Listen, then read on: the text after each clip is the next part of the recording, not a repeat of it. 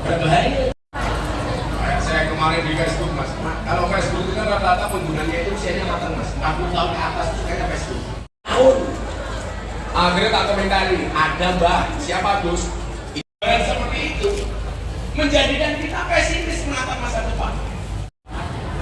Berenang di tangan boyo itu. Yang tadi apa? Bayangkan. Solusinya apa? Karena selalu saja takut dengan bayangan-bayangan masa depan.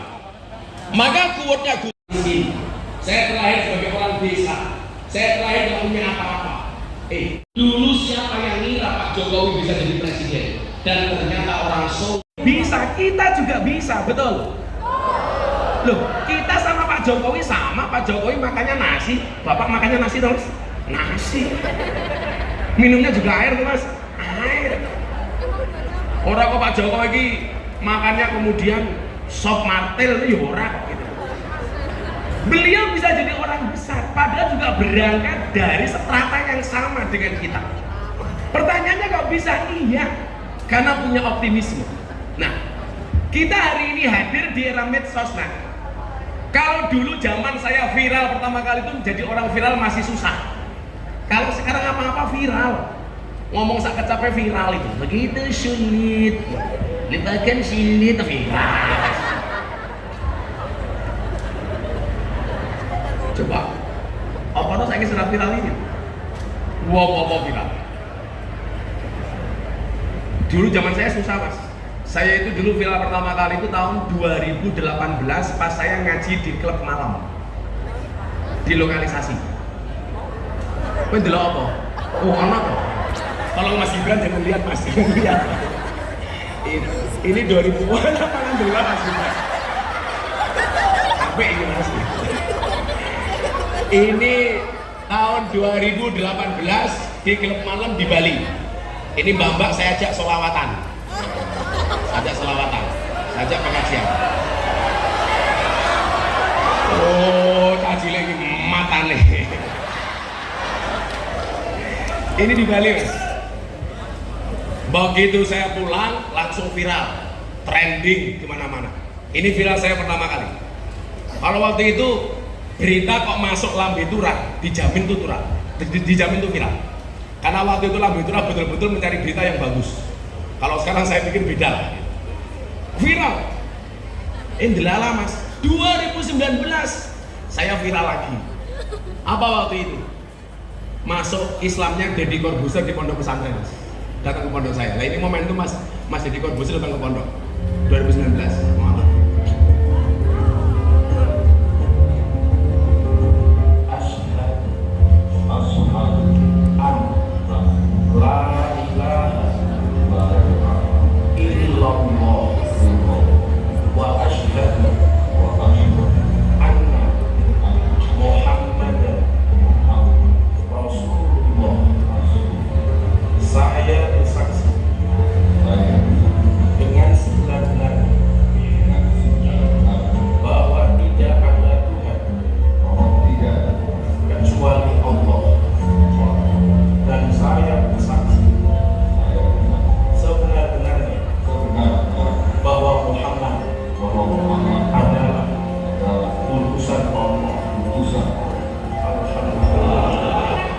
Ini tahun 2019 bulan Juni.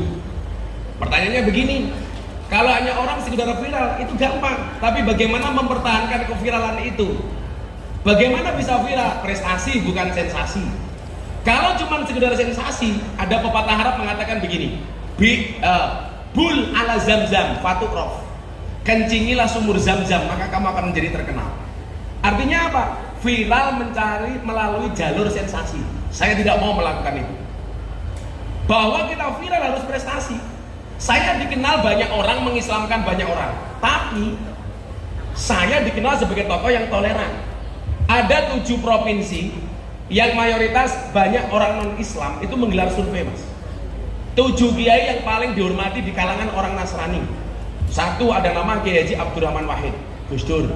Nomor 2 ada almarhum Kiai Haji Zainuddin MZ, dai sejuta umat. Nomor 3 ada almarhum Kiai Haji Hasyim Muzadi, mantan ketua umum PBNU. Nomor 4 ada Buya Syafi'i Ma'arif, almarhum, yang Pak Jokowi sangat dekat dengan beliau, mantan ketua umum Muhammadiyah. Yang kelima ada Profesor Dr. Quraish Shihab, bapaknya Najwa Shihab, tafsir Al-Misbah. Yang keenam ada Profesor Dr. Said Agil Sirot, mantan ketua umum PBNU. Yang nomor 7 saya paling muda, Miftah Maulana Habibur Rahman. Pertanyaannya kok bisa? Ya karena saya toleran. Anda pengen tahu bukti toleran saya apa? Kita lihat video tahun 2021 yang saya dihakimi oleh orang-orang keras, bahkan saya dibilang kafir ketika saya ceramah di gereja Jakarta Utara Penjaringan. Coba lihat videonya. Nah, ini mantap, saya akan beritahu. Dan kamu menggenggam salib di saat aku beribadah ke Istiqlal, namun engkau ke katedral. Di saat biomu tertulis Allah Subhanahu wa Ta'ala dan biomu tertulis Yesus Kristus. Di saat aku mengucap Assalamualaikum dan kamu mengucap selalu. Di saat aku mengejak Al-Quran dan kamu mengejak Alkitab. Kita berbeda saat memanggil nama Tuhan. Tentang aku yang menengadahkan tangan dan kau yang melipatkan tangan saat berdoa. Aku, kamu, kita. Bukan Istiqlal dan katedral yang ditakdirkan berdiri berhadapan dengan perbedaan namun tetap harmonis. Andai saja mereka memiliki nyawa, apa tidak mungkin mereka saling mencintai dan menghormati antara satu dan yang lainnya. Terima kasih. Salam. 2021 Mas. Sehari berikutnya diposting sama sahabat saya Deddy Corbuzier, itu dalam sehari ditonton 7 juta kali. Dikomentari 100.000 kali lebih. Semuanya mencaci maki saya. Miftah kafir. Saya marah, enggak. Miftah kafir. Saya jawab, "Ora masalah, sahadat meneh."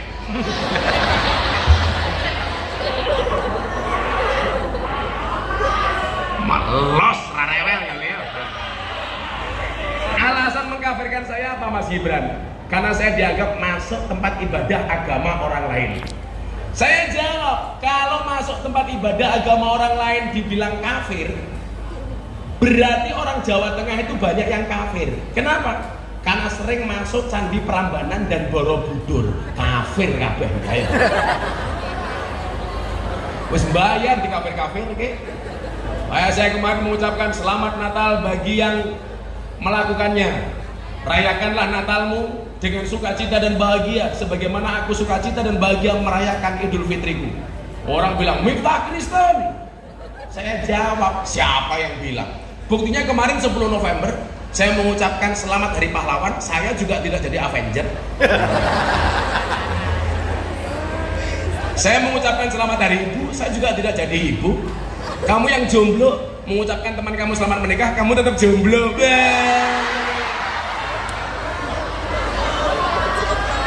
Cuaks. Kamu yang jomblo santai saja Mas. Akan datang satu saat kamu akan dipertemukan dengan orang yang tepat, yang kedatangannya untuk menetap bukan karena nafsu sesaat.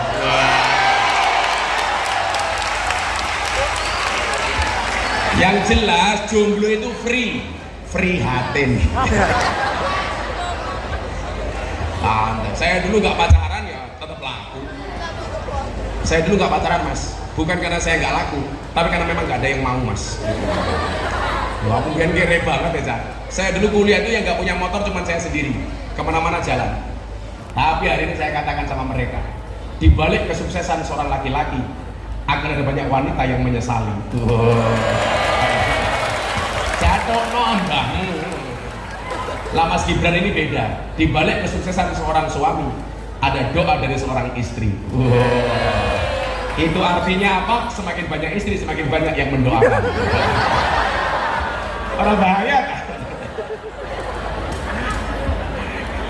Aman. Wes gak usah pacaran dong, santai saja. Betul? Nih, the best quote hari ini kamu tulis, kamu dengarkan. Percintaanmu boleh gagal, tapi karirmu harus jelas. Kenapa? Karena karir yang jelas akan mengundang cinta yang berkelas. Saya kebetulan bahasa saya gitu Mas itu banyak ditulis di bokong truk. Makanya saya kemarin dapat penghargaan sebagai selebritis yang paling banyak wajahnya dilukis di bokong truk mas. Ada 350 truk lah, model-model kayak gini mas. Banyak kayak gini. Nanti ada yang paling menjijikkan. Mobil tangki sedang WC, kurang ajar lagi. Bisa. Ada mobil tangki sedang WC, gambar saya. Quote-nya apa? Silitmu adalah rezekiku. Ya Allah.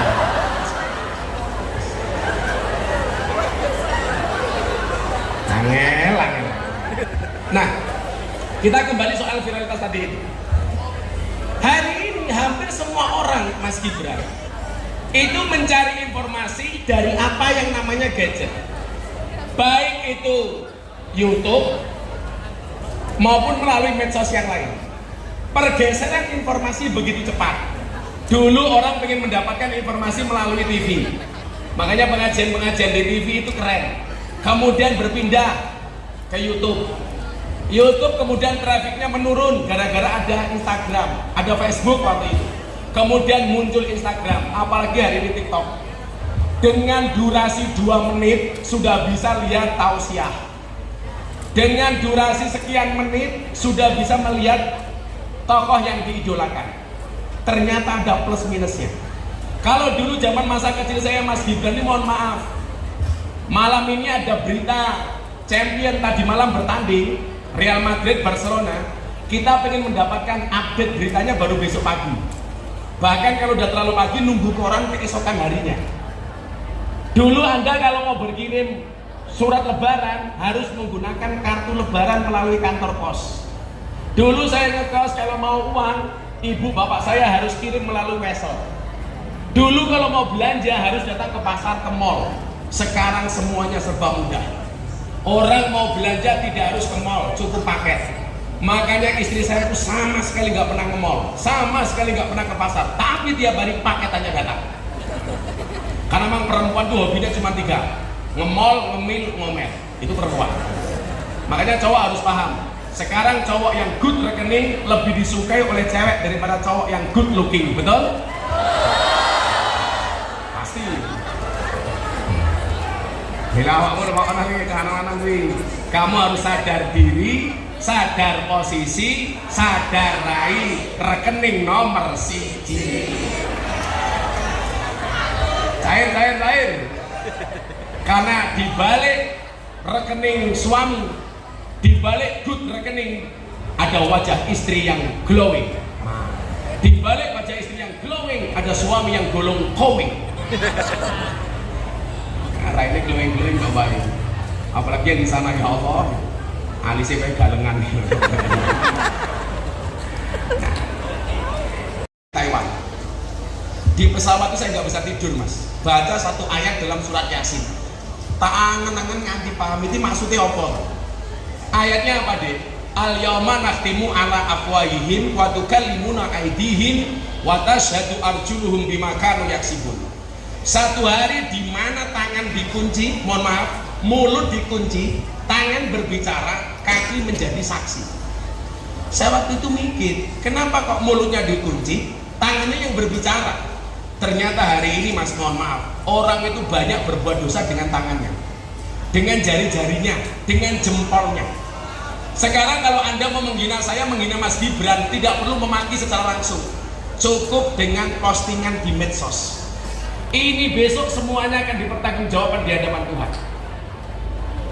Besok apapun ketikanmu akan ada pertanggungjawaban. Bahkan saya menduga sekarang malaikat Raqib dan Atid sudah tidak lagi mencatat amal manusia. Kenapa? Karena manusia sibuk mencatat amalnya masing-masing melalui HP-nya masing-masing. Makanya besok begitu hari kiamat Anda dihisab, malaikat datang, kowe seneng, alah malaikat randu catatan. Begitu malaikat datang langsung dia teriak, buka HP-mu, muncul KB. Tangan enggak? Nah, jeleknya kemudian apa? Karena begitu gampang kita mendapatkan informasi, kita sering mendapatkan informasi yang salah melalui ujaran-ujaran kebencian yang tidak bisa dipertanggungjawabkan kebenarannya, tetapi kita ikuti. Maka disitulah kemudian muncul paham namanya radikal.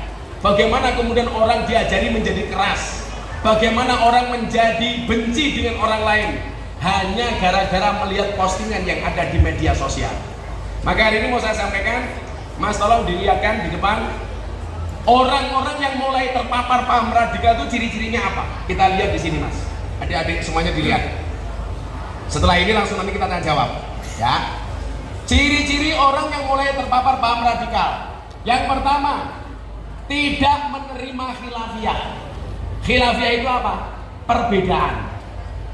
Ciri umum dari orang yang berpaham radikal adalah tidak mengakui perbedaan pendapat. Mereka hanya mengambil satu pendapat dan menyalahkan orang lain. Ternyata ini tidak hanya persoalan keagamaan, juga kebangsaan. Makanya coba Anda lihat, orang berbeda itu sebenarnya boleh kok. Yang nggak boleh itu adalah bercerai-berai dan bermusuhan. Contoh dalam berbangsa, Anda itu berbeda dengan Pak Jokowi sebagai presiden itu boleh, sah. Tapi persoalannya di Indonesia itu satu, orang itu kalau sudah senang, seburuk apapun tidak akan mengubah pandangan cintanya. Tetapi kalau orang itu sudah benci, sebaik apapun tidak akan merubah kebenciannya. Orang bilang, Pak Jokowi anti kritik. Saya termasuk orang yang pernah memberikan kritikan kepada Pak Presiden ketika ada keputusan Presiden tentang legalitas miras. Waktu itu kan ramai, kontroversi. Saya konversi pers. Saya bilang, Bapak Presiden yang terhormat, saya Miftah Maulana Habibur Rahman, dengan ini menyatakan dengan tegas menolak legalitas miras. Kenapa? Karena keharaman khamr dalam Al-Quran itu qat'i mutlak, tidak bisa ditawar-tawar. Bagi saya, minuman keras yang halal dan layak untuk dikonsumsi hanya satu, apa? Es batu. Minuman keras, Mas, atos. Pak Praktik malam itu telepon saya, Gus, masukan Gus Miftah diterima sama Presiden, besok keputusan Presiden dibatalkan. Ini menunjukkan apa? Pak Jokowi juga mendengar rakyatnya. Yang menjadi problem itu adalah kita itu kalau sudah tidak seneng, cara menyampaikannya itu kasar, tidak dengan cara yang baik. Harusnya yang kita kritisi kebijakannya, tapi yang kita serang adalah personalnya, yang kita serang fisiknya, yang kita serang orangnya. Anda boleh nggak setuju dengan Mas Gibran sebagai wali kota, keputusannya Anda boleh kemudian berbeda pendapat, tetapi yang dikritisi itu kebijakannya, Mas, bukan personal orangnya. Ini kesalahan kita. Kalau orang menganggap dirinya paling benar kemudian orang lain salah, ini jelas orang yang mulai terpapar paham radikal. Contoh, saya tahun 2022 bersih tegang dengan Ustadz Khalid Basalamah. Terkait apa? Terkait wayang. Karena Ustadz Khalid mengharamkan wayang, dan saya nggak terima dengan pandangan itu. Bagi saya wayang tidak haram. Pas haji tahun 2022, saya ketemu dengan Ustadz Khalid Basalamah di Arafah. Orang bilang Miftah sama Ustadz Khalid bermusuhan, pasti kelahi di Mekah. Begitu beliau muncul, Mas, tak rangkul, Mas. Orang bertanya, loh, bukankah kalian berbeda pendapat? Iya, saya berbeda pendapat dengan Ustadz Khalid, tapi bukan berarti saya bermusuhan dengan Ustadz Khalid. Kenapa? Karena perbedaan itu ada masalah pendapat, keilmuan. Saya tidak mungkin memusuhi secara personal. Di Indonesia tuh nggak bisa, Mas.